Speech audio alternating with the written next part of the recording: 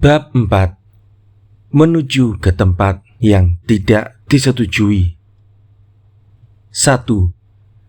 Dari Amoy ke Hong Kong. Kapal kami penuh sesak dengan pengungsi dari bermacam-macam golongan yang menuju ke berbagai tempat. Kelas 1 dan kelas 2 penuh sesak dengan pengungsi Tionghoa yang mampu. Bahkan ada pula pengungsi yang mampu dan terpaksa menumpang di atas geledak atau dek. Pembaca dapat menggambarkan bagaimana keadaan di geladak tempat saya menumpang. Perkataan penuh sesak sesungguhnya tiadalah lagi sanggup memberikan gambaran yang sebenarnya. Pikiran tempat yang lebih baik tiada lagi mempengaruhi seseorang penumpang. Pikiran yang terpenting cuma asal dapat pergi saja. Pergi dari Amoy yang dekat dari Taiwan, jajahan Jepang itu. Amoy yang entah akan dibagaimanakan oleh angkatan udara dan armada Jepang itu. Pergi itu saja pikiran yang terutama. Ada para penumpang yang berniat pergi ke Hong Kong saja, atau terus ke Manila. Ada yang hendak pergi ke Singapura, dan banyak yang mengambil karcis menuju ke Burma, seperti saya sendiri. Tetapi tiada pula sedikit penumpang yang sebenarnya belum tahu di mana mereka akan tetap tinggal, ke dalam golongan yang belum lagi tahu di mana kelak akan tinggal. Inilah saya sendiri termasuk. Seperti banyak pengungsi lain, maka yang saya jaga cuma asal jangan terlampau dekat ke pinggir geladak saja, dan jangan terlempar ke laut saja, karena tak ada tempat yang sedikit terluang lagi. Diembus ribut topan yang luar biasa hebatnya, yang belum pernah dialami oleh para penumpang selama hidupnya. Maka setelah sehari semalam, kami berjalan sampailah kapal di pelabuhan Hong Kong. Pelabuhan Hong Kong masyhur indahnya kalau dilihat di waktu malam. Kita menghadapi bukit yang kaki, pinggang dan puncaknya ditaburi oleh rumah, gedung, dan vilanya hartawan Hong Kong. Ribuan lampu sebagai sumber pancaran cahaya listrik tampak di waktu malam, seolah-olah hendak bersaing dengan bintang di langit. Tetapi pada malam hari kita tiba itu, tiadalah ada kesempatan untuk mengagumi bandar Hong Kong di waktu malam dipandang dari laut. Kapal kami walaupun telah menjatuhkan sauhnya, masih saja teroleng-oleng ke kiri kanan dengan sangat hebatnya. Meskipun Teluk Hong Kong berada di lingkungan bukit, dengan susah payah penumpang yang berhenti di Hong Kong turun ke sampan dan mendekati daratan. Kabarnya pada malam itu ada 2-3 kapal api dan puluhan sampan yang karam sedang berlabuh, dan puluhan manusia yang mati tenggelam terlempar ke laut. Kapal kami sesudah menurunkan penumpang dan barang segera berangkat meninggalkan pelabuhan Hong Kong menuju ke Singapura. Mulanya ada niatan kapal berhenti di Hong Kong 2-3 hari. Tetapi karena angin ribut topan yang lebih membahayakan kapal ketika berlabuh daripada sedang berlayar itu, maka niatan tadi dibatalkan. Saya sama sekali tiada merasa kecewa atas pembatalan itu. Memangnya, apabila saya mendengar kabar bahwa kapal akan berhenti 2-3 hari lamanya di Hong Kong, maka saya memikir-mikirkan siasat yang harus saya jalankan. Baru 5 tahun lampau saya ditangkap di Hong Kong. dan ketika terpaksa dilepaskan, dilarang keras menginjak tanah mana saja yang termasuk jajahan kerajaan Inggris. Kalau saya naik darat dan berjalan-jalan di kota Hong Kong yang sempit itu, tentulah mudah dikenal oleh banyak penyidik IS Inggris yang dari semua penjuru sudah mempelajari rupa dan gerak badan saya selama berada dalam penjara. Tidak mendarat dan tinggal 2-3 hari dalam kapal tentulah lebih mencurigakan pula. Belum tentu pula kapal yang berlabuh itu sama sekali bebas dari kunjungan atau incaran matanya penyelidik IS Inggris, teristimewa dalam keadaan perang Jepang-Tiongkok yang sedang memuncak itu. 2. Meninggalkan Hong Kong. Setelah 5-6 hari meninggalkan Hong Kong, maka tibalah kapal di Singapura. Pemeriksaan atas orang Tionghoa yang masuk ke Malaya sangat teliti. Buat Lai Kek atau tamu lama, pemeriksaan lebih longgar daripada Sin Kek atau tamu baru.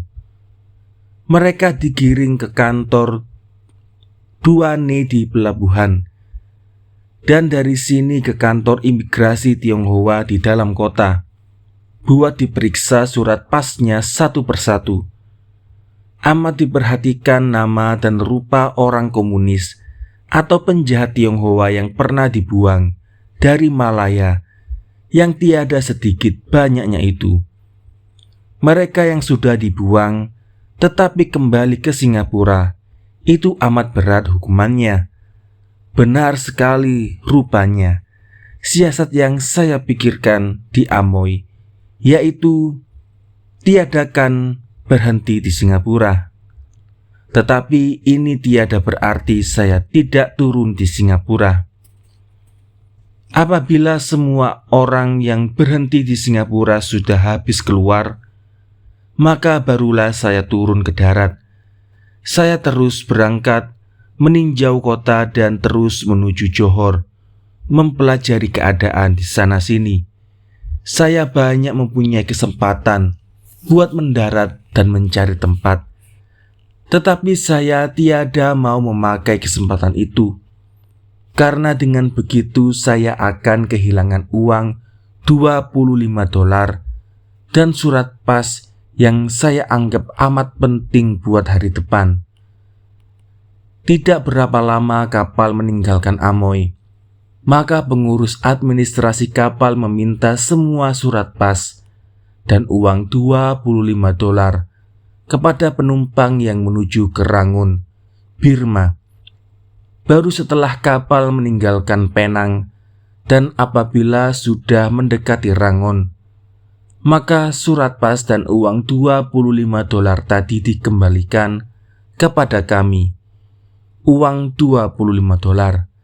Tetapi terutama surat pas itulah yang mengikat saya untuk meneruskan pelayaran sampai ke Rangun. Memang surat pas dan uang $25 itu ditahan untuk menjamin supaya penumpang ke Burma tidak turun di Singapura. Sesudah saya mendapat kembali pas saya di antara Penang dan Rangun, maka saya merasa perlu melepaskan apa yang sudah lama saya simpan, yakni 2 buku peringatan yang penuh dengan catatan yang amat berharga, yang saya peroleh sebagai hasil pengalaman saya di tempat-tempat yang saya datangi.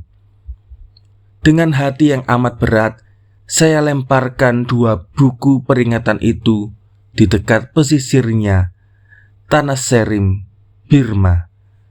Di dasar laut di dekat Tanah Serimlah lapuk 2 buku peringatan yang saya isi bertahun-tahun lamanya itu. Tindakan ini ternyata tepat pula. Di Duane Rangun, semua isi dan penjuru koper saya diperiksa dengan teliti sekali. Malah kamus Inggris pun yang ada di dalam koper saya dibalik lembar demi lembar. Belakangan saya mendengar bahwa pemerintah Inggris di Burma amat menakuti seorang Tionghoa masuk yang sedikit saja berbau intelektual.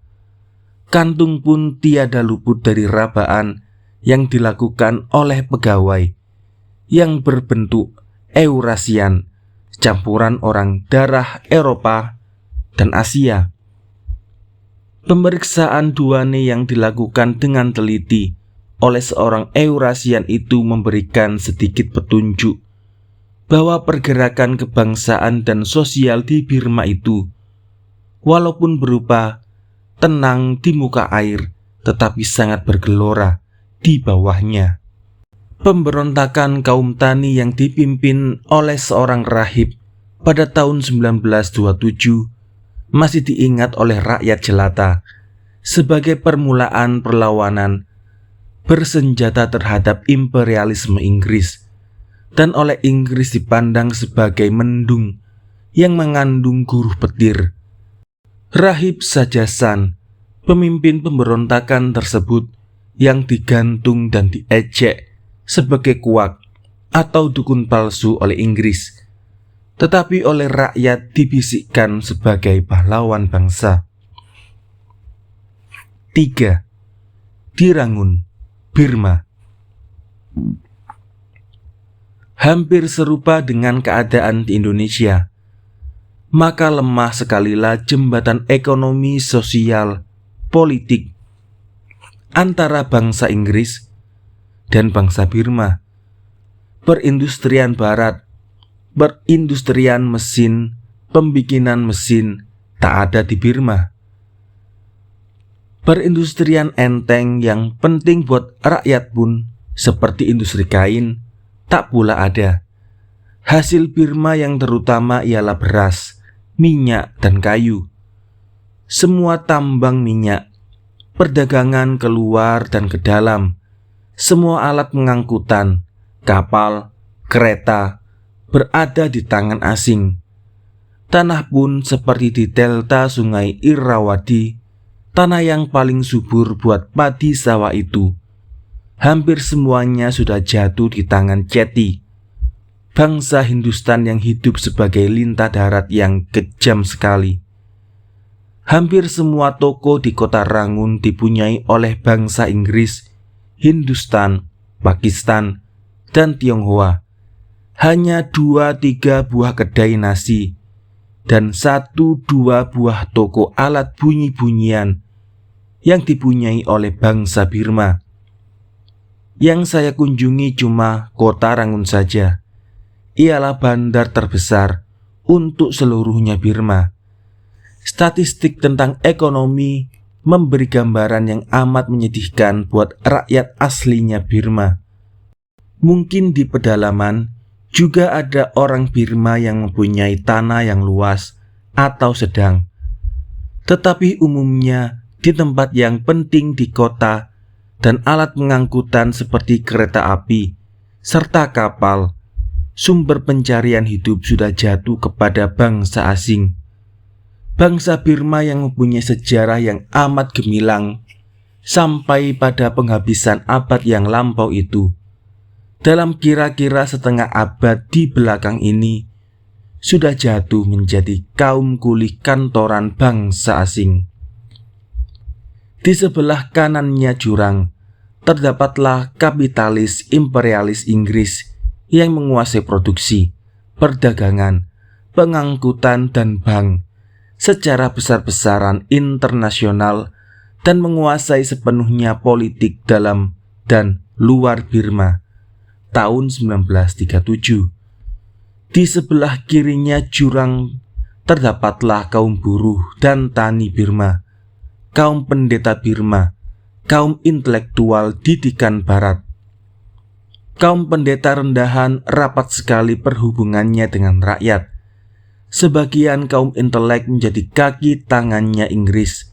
Sebagian kecil yang radikal memihak kepada rakyat jelata, dan sebagian pula terombang-ambing di antara imperialis Inggris dan kemerdekaan Burma yang sempurna, yang 100% kedua jurang tadi dijembatani oleh rakyat Hindustan Pakistan, dan Tionghoa yang menguasai perdagangan tengah serta kecil dan menjadi tanah subur di delta Irrawaddy. Dalam kota Rangun yang berpenduduk lebih kurang 500.000 jiwa itu, terutama kelihatan bangsa Hindustan, Pakistan, dan Tionghoa. Bangsa Burma sedikit sekali tampaknya. Karena tak adanya jembatan ekonomi antara kapitalisme asing dan perekonomian rakyat asli, maka pergerakan kemerdekaan Burma bersifat amat radikal. Ialah membutuhkan penyelesaian persoalan politik, ekonomi, dan sosial. Tidaklah cukup buat kuli dan tani Burma, terutama untuk kaum tani proletar di delta Irrawaddy.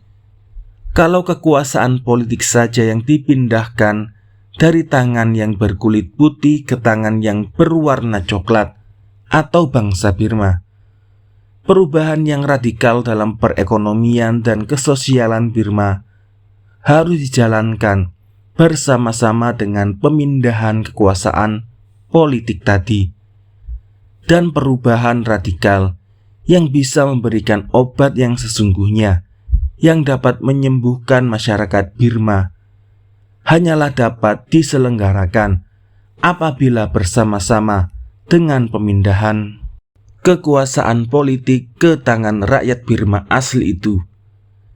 Juga tanah-tanah dikembalikan kepada para petani Burma dan alat-alat produksi yang lain, tambang, pabrik, serta pengangkutan diberikan kepada buruh dan rakyat Burma.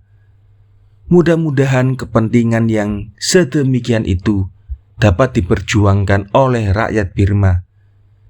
Dan sekarang pun 1947, rupanya sebagian rakyat Burma, sebagian besar atau kecil, sedang memperjuangkan hak sepenuhnya dalam politik, ekonomi, dan sosial. Pada masa itu 1937, buat saya sendiri sudah terasa angin topan revolusi yang akan bertiup di Burma, yang banyak mempunyai persamaan dengan Indonesia dalam hal bumi, iklim, kebangsaan, teknik perekonomian, sosial, politik, bahkan juga dalam hal kebudayaan, kejiwaan, bersama dengan jurang luas dan dalamnya antara kapitalis imperialis asing dengan buruh tani bangsa Burma yang radikal itu. Pada lahirnya saja kelihatan bahwa kebudayaan Buddhisme yang berdasarkan kelemah lembutan itu dapat membendung jiwanya bangsa Burma yang berbentuk dan berjiwa sama dengan bangsa Indonesia itu.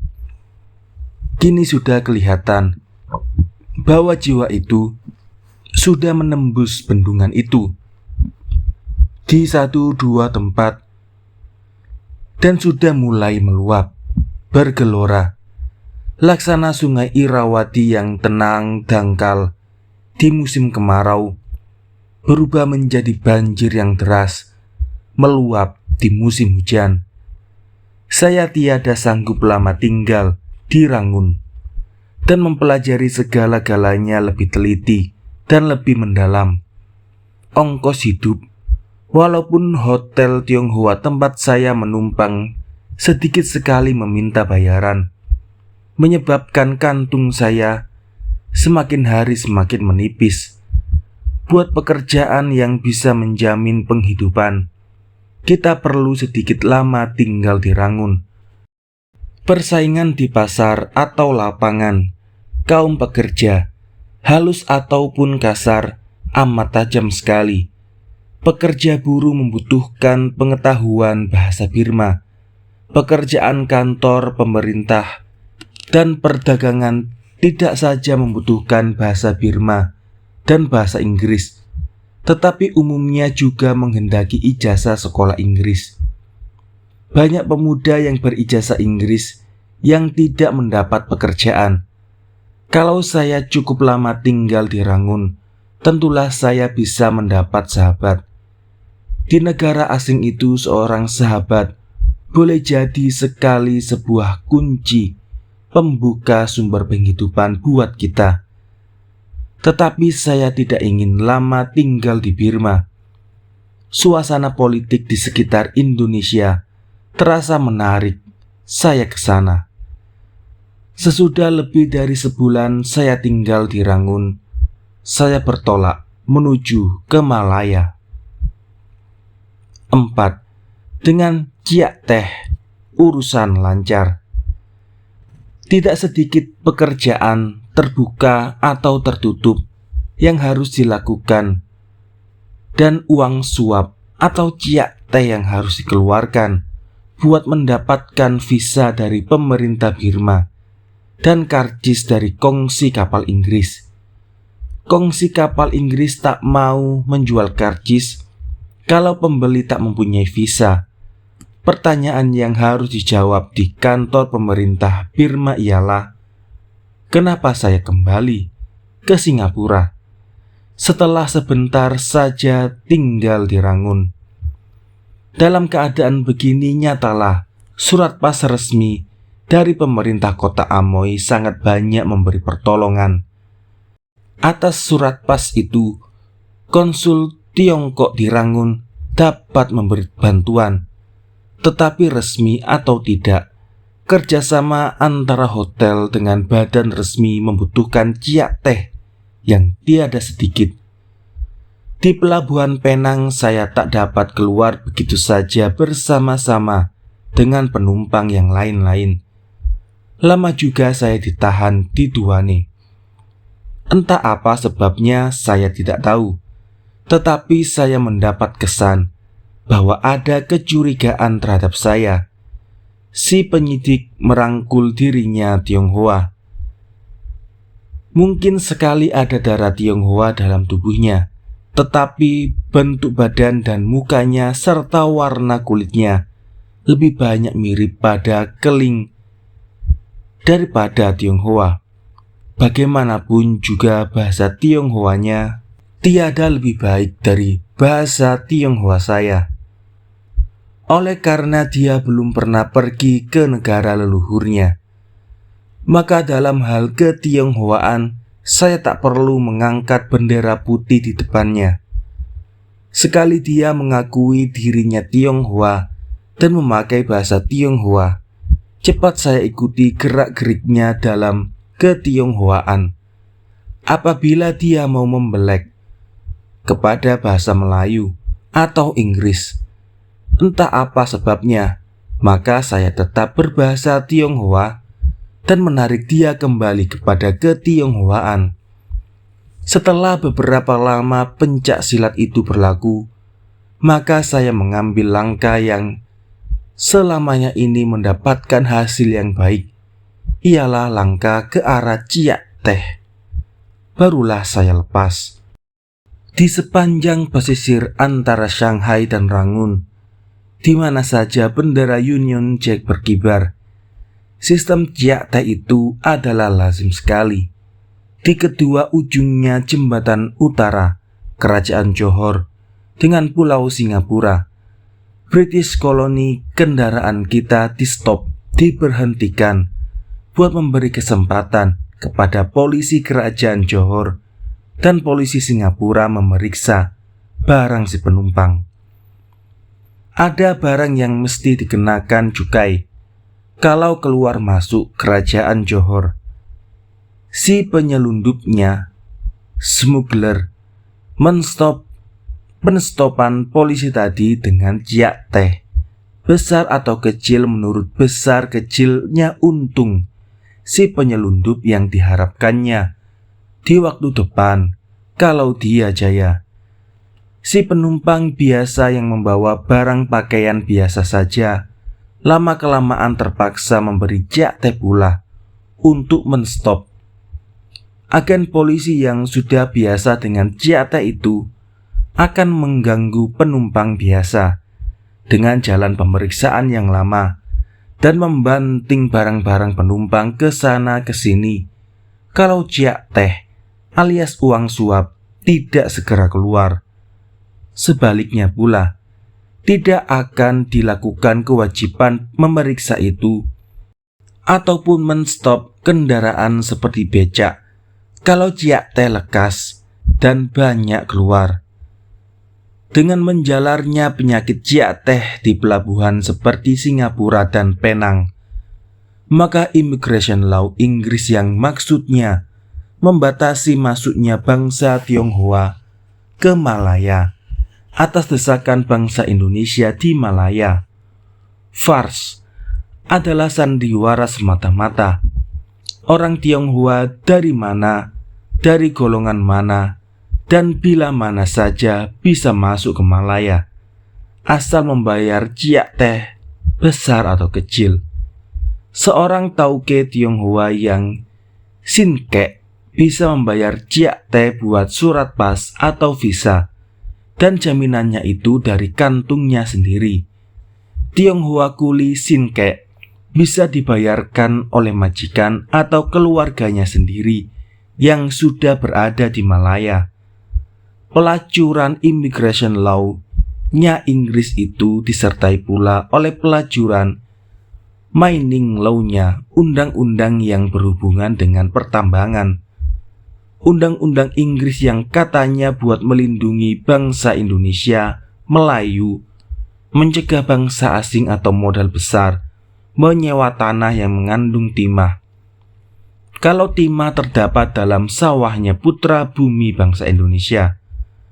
Tetapi Ciak Teh biasanya dengan mudah menerobos undang-undang Inggris itu untuk mendapatkan sawah mana saja dan bila mana saja kapital asing menghendaki. Pada tahun 1941, di waktu hampir jatuhnya pertahanan militer Inggris, dikenal pukulan tentara Jepang, maka ada satu perkara yang menarik hati yang sedang digantungkan. Perkara itu berhubungan dengan penerimaan Ciak Teh oleh polisi dan pegawai Inggris, dan pangkat bawahan sampai insinyur Inggris, kepala jawatan pertambangan. Ciak Teh itu diselenggarakan untuk mendapatkan, dibeli atau disewa sawah yang mengandung timah yang selama ini dimiliki oleh sebuah kampung Melayu. 5. Kerajaan Malaka tinggal kenangan. A. Imperialis Portugis. Membanjirnya orang Tionghoa dan Hindustan ke tanah Melayu. Mudahnya buat kapital besar asing mendapatkan tanah yang subur untuk perkebunan dan tanah yang mengandung timah, besi, dan arang untuk pertambangan, dan adanya polisi dan pegawai yang korup untuk melindungi bangsa Melayu adalah 3 sebab yang terutama yang mendesak bangsa Indonesia Melayu ke jurang kemiskinan dan kemusnahan sebagai bangsa. Dan abad ke-14 sampai penghabisan abad ke-16, maka bangsa Indonesia di semenanjung Melayu di bawah kerajaan Malaka terkenal di seluruh dunia sebagai kekuasaan laut yang terbesar serta gagah perkasa. Ibu kota Malaka adalah bandar yang mempunyai trafik perdagangan yang terbesar di sepanjang pesisir Asia, dan Shanghai sekarang sampai ke Aden, bahkan mungkin juga di seluruh pesisir Afrika. Dari Indonesia Selatan, Filipina, Birma, Siam, Hindustan, Persia, Arabia, dan dari Tiongkok dan Jepang, kapal dagang berlayar pulang pergi ke Malaka. Di Bandar Malakalah terpusatnya perdagangan pala, cengkeh, dan lada yang sangat dibutuhkan oleh dunia seluruhnya itu sebagai bumbu makanan dan obat-obatan. Malakalah pula yang menjadi pusat timah yang dihasilkan oleh semenanjung Melayu sendiri dan emas yang dihasilkan terutama oleh Sumatera. Bandar Malaka yang menjadi pusat perdagangan hasil bumi seluruh kepulauan Indonesia, lambat laun menjadi pusat perdagangan hampir seluruh dunia. Hindustan dan lain-lain negara di sebelah barat Malaka mengirimkan utusannya ke istana Sultan Malaka. Maharaja Tiongkok menerima Sultan Mansur sebagai menantunya. Raja Majapahit pun menerima Sultan Mansur sebagai menantu. Menerima kunjungannya Sultan itu dengan armada yang terdiri dari ratusan 900 kapal perang besar dan kecil, semata-mata buat perkawinan saja. 2 kali serangan tentara Siam dihancurkan oleh tentara Malaka. Armada bajak laut dari Bugis yang hebat dahsyat itu dapat diusir dari Selat Malaka. Pedagang Islam Malaka menjualkan barangnya dan mengembangkan agama Islam serta bahasa Indonesia hampir di seluruhnya pesisir Kalimantan, berdagang ke pantai timur Sumatera, ke Sulawesi dan Maluku, berdagang dan menyebarkan agama Islam hampir di seluruhnya pesisir Jawa di sebelah utara. Pendek kata, ada kalanya kerajaan Malaka menjadi calon yang mengandung pengharapan besar untuk melanjutkan kerajaan Sriwijaya dan Majapahit yang meliputi seluruhnya kepulauan Indonesia. Kerajaan Malaka sanggup melahirkan ahli negara dan ahli filsafat Islam seperti Sultan Mansur Shah, Sultan Muzaffar Shah, dan laksamana seperti Hang Tuah dan Hang Nazim. Pujangga Barat Portugis dan Inggris mengagumi laksamana Hang Tuah sebagai pahlawan Indonesia yang tak ada taranya, beyond compare. Perang Malaka Portugis yang dimulai pada tahun 1509 berlangsung selama lebih dari 40 tahun. Perebutan kota Malaka berjalan 2 tahun lamanya, 1909 sampai 1911.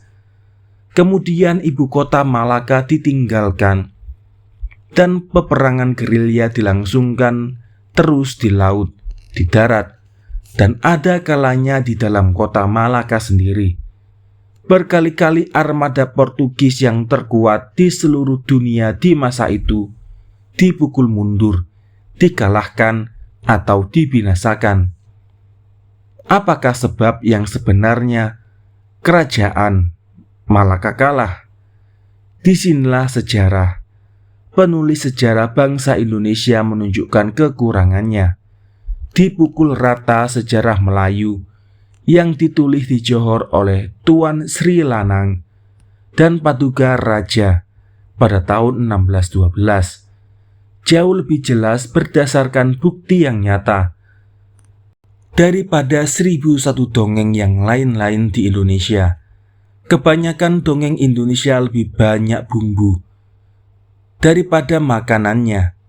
Enak baunya tetapi tak ada atau sedikit sekali patrinya. Sukar sekali kalau tidak mustahil memastikan secara ilmu sejarah tentang tempat, tempo, dan kejadian yang sesungguhnya. Dalam hal yang tersebut di belakangan ini, sejarah Melayu banyak juga untuk memberi kepastian. Tetapi sukarlah, kalau tidak mustahil, kita akan tetap mendapatkan keadaan masyarakat di Bandar Malaka yang besar memberi kepastian tentang cacah jiwa bangsa asing, Tionghoa, Arab, Hindu, dan lain-lain, dan banyaknya bangsa Indonesia, Melayu, Jawa, Sumatera, Bugis di masa itu. Banyak anggotanya masing-masing suku bangsa Indonesia di Bandar Malaka, dan banyak anggotanya golongan pegawai, kerajaan, saudagar, tukang, buruh serta tani, dan nelayan Indonesia. Hal kerjasama atau pertentangan dalam hal ekonomi dan politik antara asing dan asli, serta kerjasama atau pertentangan antara suku dan suku bangsa Indonesia sendiri atau antara golongan dan golongan dalam masyarakat Indonesia itu. Pengetahuan secara statistik dalam hal tersebut di belakang inilah yang sebenarnya bisa kita pakai sebagai bahan berpikir untuk menentukan keadaan dan kekuatan masyarakat Indonesia dalam kerajaan Malaka yang sesungguhnya. Kerajaan Asia umumnya, kecuali Tiongkok dan Arab serta Hindustan, Indonesia khususnya tiada memusingkan kepala tentang statistik itu. Dari sumber barat kita dapat mengetahui bahwa teknik Portugis di masa itu pada dasarnya tak seberapa melebihi teknik Malaka. Keduanya memakai kapal perang dan senjata api. Menurut sumber Portugis, kerajaan Minangkabau sudah pandai melebur besi dan membikin bedil dan meriam atau lela dan mengirimkan senjata itu ke Aceh dan Malaka setiap tahun. Ratusan banyaknya. Lama sebelum bangsa Portugis datang di Indonesia. Perbedaan teknik Portugis dan Malaka cuma terdapat dalam perbedaan kekuatan senjata itu saja. Meriam Portugis dapat menembak lebih jauh daripada meriam Malaka. Memang perbedaan kekuatan ini menimbulkan satu handicap atau rintangan di pihak Malaka. Tetapi rintangan ini dapat diatasi oleh muslihat dan keberanian.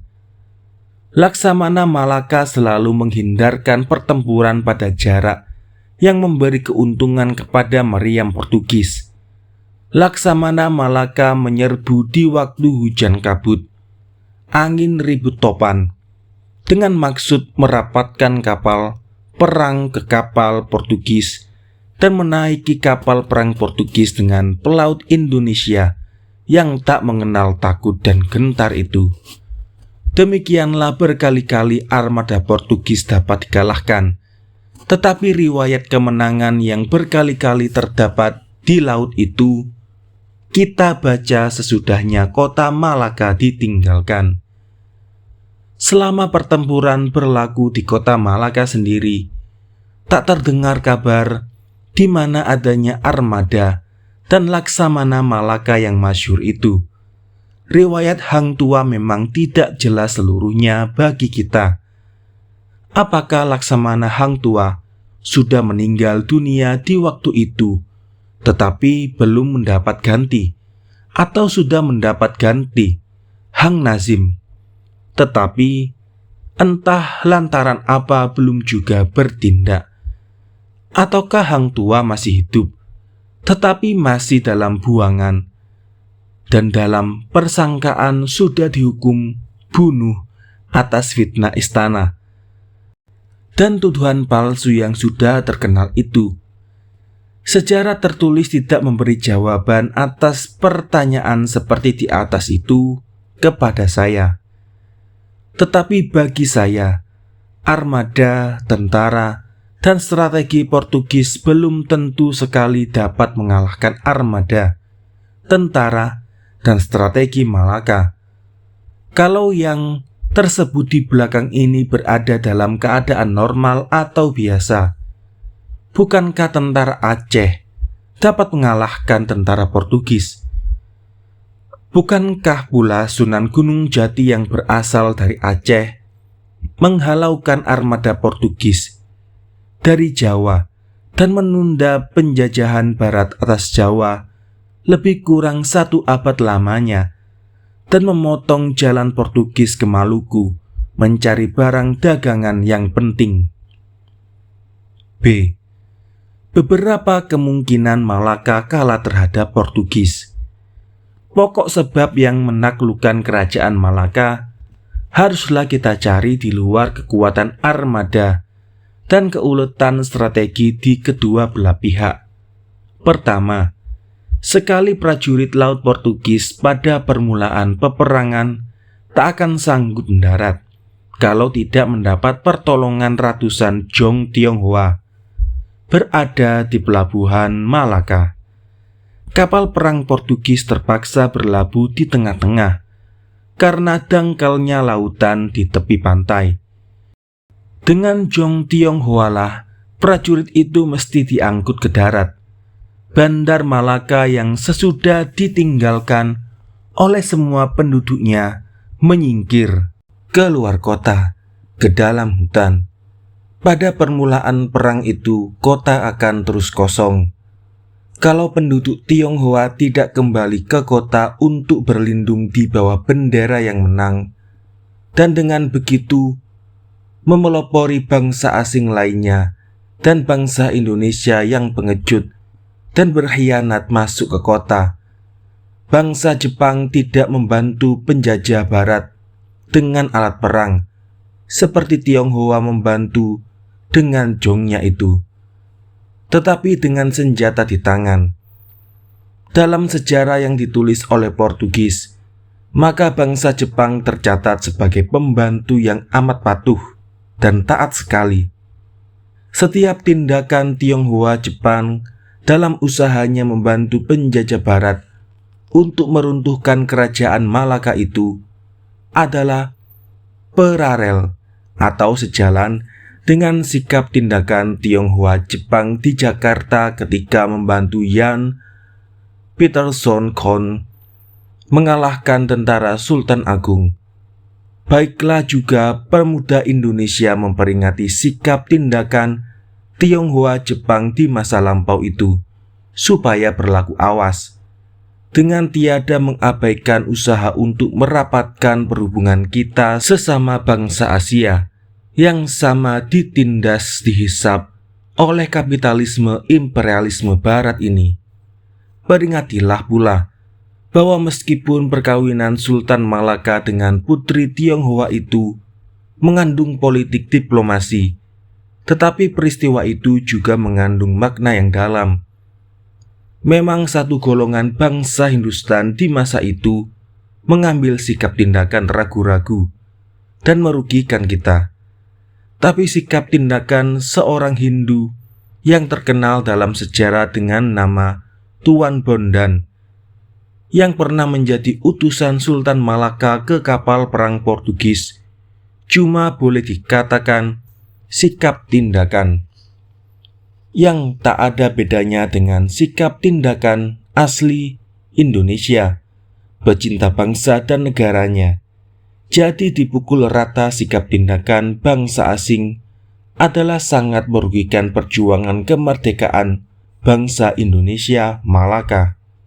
Kedua, boleh dikatakan tak ada kerjasama antara armada Adipati Unus dan Jepara dengan armada Malaka atas anjuran Patih Kadir atau Kadir dari Malaka. Maka Adipati Unus di Jepara mengirimkan armada yang kuat, katanya terdiri dari 900 kapal perang besar kecil lengkap dengan senjata api, serta pelaut yang terdiri dari hampir semua suku bangsa Indonesia, Jawa, Palembang, Bugis.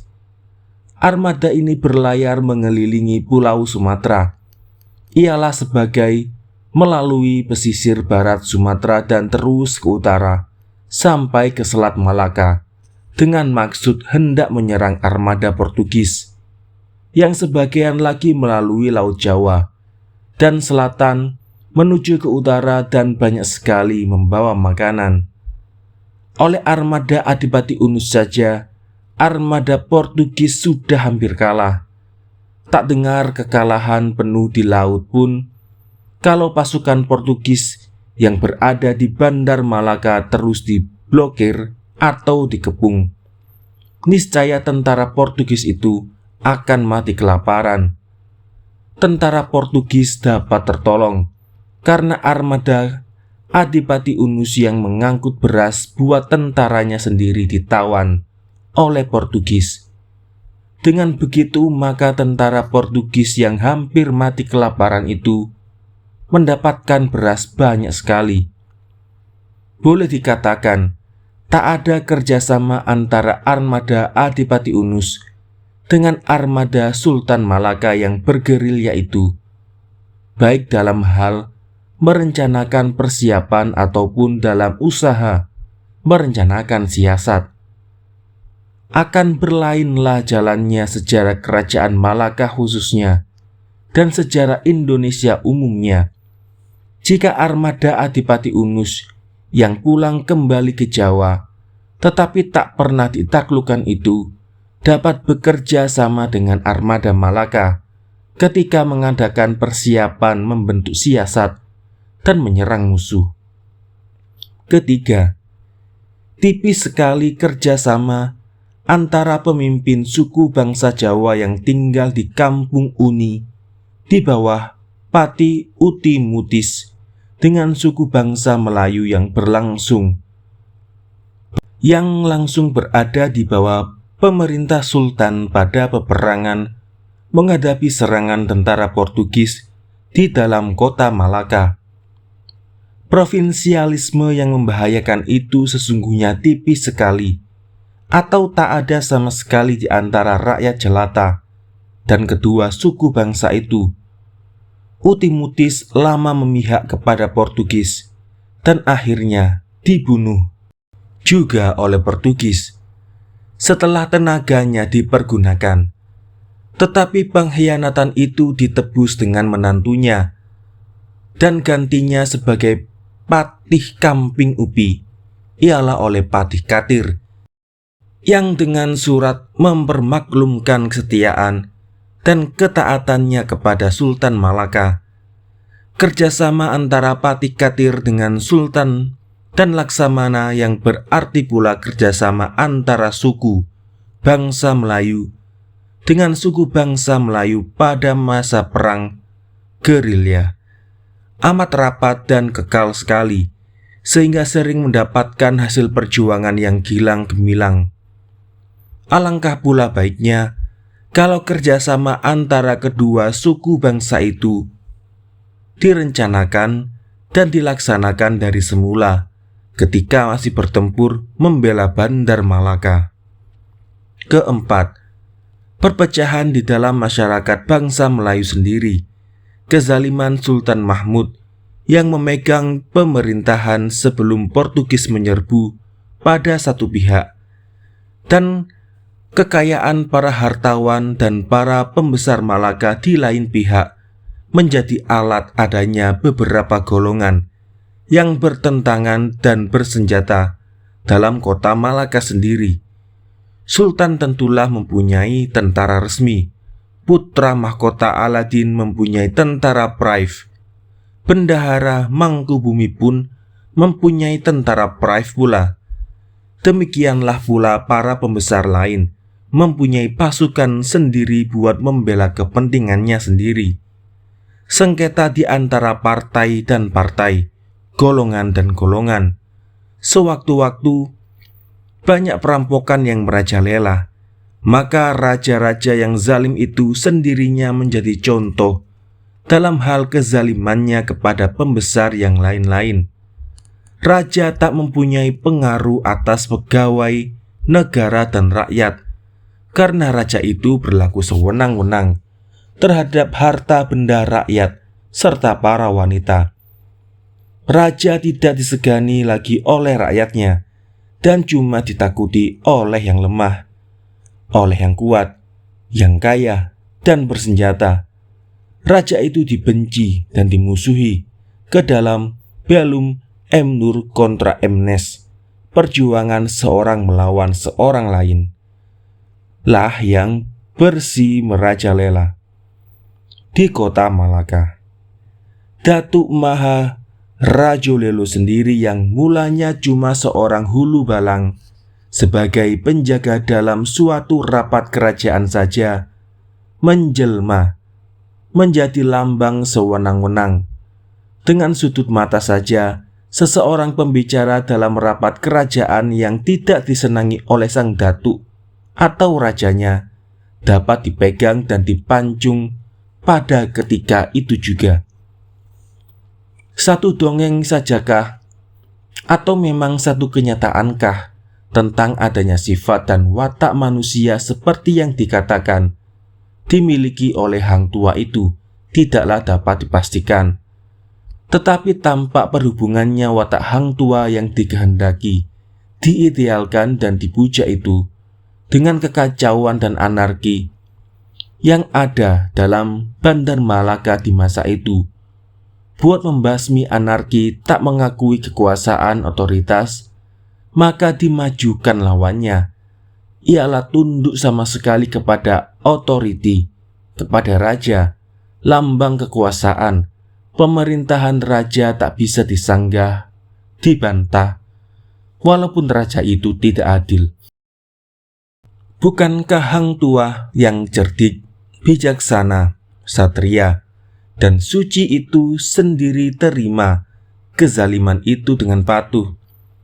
Dengan kepatuhan mutlak itu, dengan sesungguhnya tersingkirlah filsafat politik Melayu yang dianut selamanya ini, yakni raja adil, raja disembah, raja zalim, raja disanggah. Memang, dengan sikap patuhnya, maka Hang Tuah biasanya dapat mempengaruhi dan mengendali rajanya yang zalim. Tetapi berapakah orang yang sebenarnya sudah dihukum mati itu tidak jadi dibunuh oleh karena Datuk Maharaja Lela? Algojo sendiri atas tanggung jawabnya sendiri menyembunyikan Hang Tuah di desanya Algojo itu sendiri. Kalau simpati itu tak ada, maka Hang Tuah tak akan ada pula lagi. Bagaimanapun juga watak tingkah lakunya Hang Tuah yang dipuja itu cukup memberi petunjuk kepada kebencian dan ketakutan rakyat pada watak tingkah lakunya Sultan Mahmud. Benar atau tidak Hang Tuah hidup dalam buangan pada permulaan perang Portugis Malaka. Tetapi pada waktu yang amat penting itu, Laksamana tiada tampil ke muka. Putra mahkota sendiri bertentangan hebat dengan ayahnya. Pertentangan ini berakhir dengan perpisahan antara ayah dan anak. Masing-masing memimpin tentara menghadapi musuh. Walaupun Sultan Mahmud bukannya seorang pengecut, melainkan sebaliknya, tetapi perpecahan antara ayah dan anak itu sangat merugikan seluruhnya perjuangan melawan imperialisme Portugis itu. Ringkasnya, sebagai jawab sementara atas pertanyaan di atas, apakah sebabnya maka kerajaan Malaka kalah oleh Portugis, saya majukan bahwa di samping kekurangan teknik, maka perkara yang terpenting ialah perkara persatuan juga. Seperti diterangkan di atas, tak ada atau tipis sekali persatuan antara penduduk asli kerajaan Malaka dengan bangsa Asia lain-lain, antara satu suku bangsa dengan suku bangsa Indonesia lainnya, antara sultan dengan putra mahkota. Semua ini bersamaan dengan kezaliman Sultan Mahmud itu. Sejarah kota Malaka tiada berhenti dengan pendudukan tentara Portugis di kota itu saja. Aceh mencoba dan berhasil merebut Malaka dari tangannya Portugis 1641. Akhirnya kota Malaka oleh Belanda dipertukarkan dengan Bengkulu yang dijajah oleh Inggris. Sebentar pada tahun 1942, Malaka direbut oleh Jepang dari tangan Inggris. Setelah Jepang kalah, maka Malaka jatuh kembali ke tangannya Inggris sampai sekarang. C. Hussein menjual Singapura kepada Raffles. Di tangan Inggris, kota Malaka tidak bertambah besar dan tidak dapat menyamai artinya di masa lampau. Bahkan sebaliknya, Malaka sudah lama dikalahkan oleh kota dan bandar Asia lainnya di semenanjungnya sendiri, apalagi oleh kota bandar Asia lamanya. Sebab yang pertama ialah karena pelabuhan Malaka tiada memenuhi syarat untuk kapal samudra. Singapura lah yang oleh Raffles dianggap mempunyai syarat yang dibutuhkan sebagai bandar. Berhubung dengan perniagaan dan strategi, Raffles berusaha dan dapat pula membeli Singapura dengan harga $60.000 dari Sultan Hussein. seorang gila yang ditolak oleh rakyat Johor dijadikan raja. Karena gilanya itu, dia diangkat oleh Raffles sebagai bonekanya. Tidaklah adatnya imperialisme Inggris memukul dengan langsung. Dia mengalahkan sesuatu negara, pertama dengan siasat memutar atau indirect, dan setelah masak buat direbut, barulah dengan siasat langsung, siasat perangi. Dia memulai dengan politik adu domba dan blokade ekonomi, dan mengakhiri dengan pukulan militer. Dengan hilangnya kota Malaka sebagai ibu kota, maka lambat laun semenanjung mundur dan pecah belah menjadi berbagai kerajaan kecil-kecil sebesar nyamuk.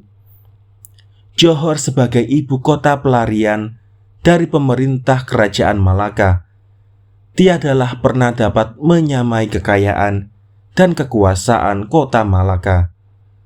Pada masa Raffles menduduki kota Singapura, jadi lebih dari 1 abad lampau, maka menurut satu statistik yang saya baca dalam Straits Times, penduduk Singapura baru 6.000 orang.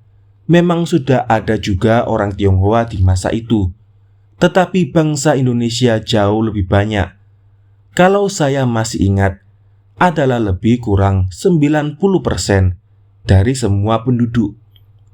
Tidak saja banyaknya penduduk, tetapi hampir seluruhnya mata pencarian masih di tangannya bangsa Indonesia. Melayu, Minangkabau, Jawa, Bugis, Palembang, dan lain-lain. Perusahaan, pelayaran, perikanan, perdagangan, dan lain-lain masih sebagian terbesar berada di tangannya bangsa Indonesia, apalagi di pedalaman. Semua sumber pencarian hidup masih di tangan putra bumi. Pertambangan timah yang masyhur dan zaman lampau dahulu kala itu berada di tangannya Indonesia.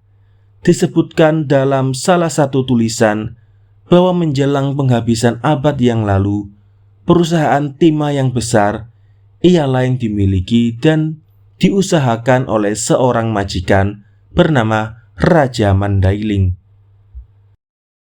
Memang bangsa Tionghoa dan Hindu di zaman lampau banyak mengambil bagian dalam perdagangan Indonesia, tetapi terutama dalam bagian ekspor.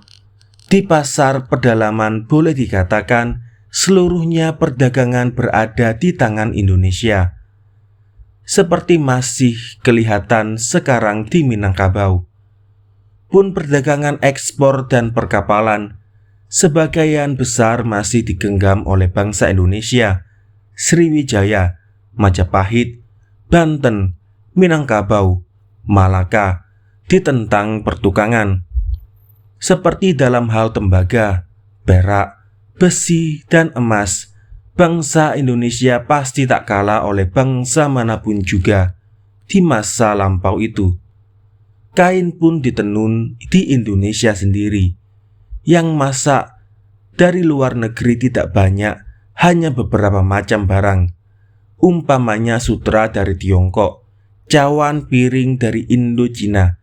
Tetapi Indonesia hampir mengeluarkan semua macam logam untuk alat dan perhiasan, rempah-rempah, kayu, serta barang hutan seperti rotan, damar, kamper, dan lain-lain. Di kota Malaka dan di Singapura, sebelum Raffles, sebagai bandar-bandar Indonesia yang didiami oleh berbagai suku bangsa, dan seluruhnya Indonesia, perusahaan perdagangan dan perkapalan sebagian besar berada di tangannya bangsa Indonesia. Musafir Tionghoa yang melukiskan kota Malaka di zaman luhurnya menghargai saudagar Indonesia sebagai orang yang cakap dan jujur.